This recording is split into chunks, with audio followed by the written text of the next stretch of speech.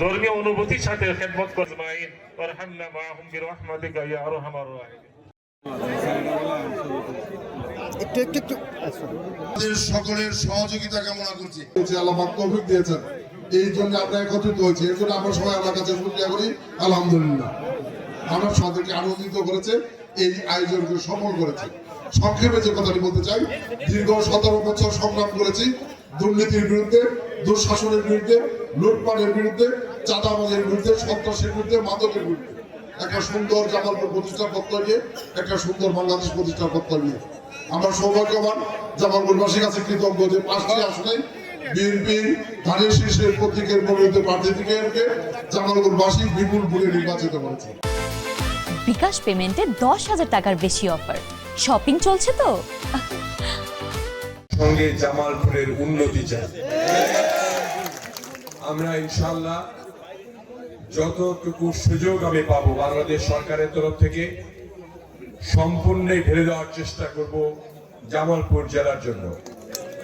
এবং জামালপুর জেলার মানুষ যাতে, আমরা যে অবহেলিত ছিলাম, নিগৃহীত ছিলাম, অনেক গরিব অঞ্চল রয়েছে আমাদের 5টি আসনের, অনেক চর অঞ্চল রয়েছে, সেই চর অঞ্চলের যাতে করে উন্নতি সাধন করে আমরা সমন্বিতভাবে একসঙ্গে একযোগে জামালপুরকে একটি মডেল জেলা হিসেবে পরিণত করতে পারি।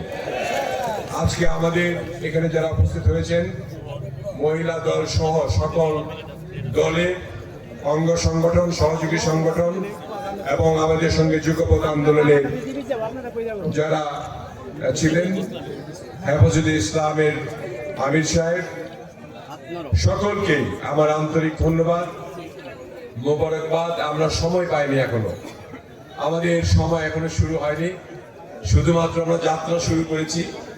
ইনশাআল্লাহ আশা করছি 12 তারিখ থেকে আমাদের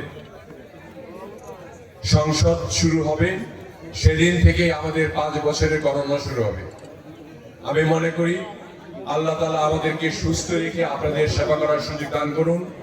সেই সঙ্গে আপনারাও যাতে সুস্থ থেকে এই যে আমাদের সম্মিলিত প্রচেষ্টা, এই প্রচেষ্টাটা যাতে উপভোগ করতে পারেন এবং জামালপুরের যে আমাদের জেলার নেতৃবৃন্দ যারা রয়েছে, তারা এতদিন যে কষ্ট করেছে, 17 বছর 18 বছর, তার যাতে একটা সমাপ্তি ঘটে, সমন্বিতভাবে সকলে মিলে ঐক্যবদ্ধভাবে এই কাঁধে কাঁধ মিলিয়ে আমাদের দলের কাজ করতে পারে।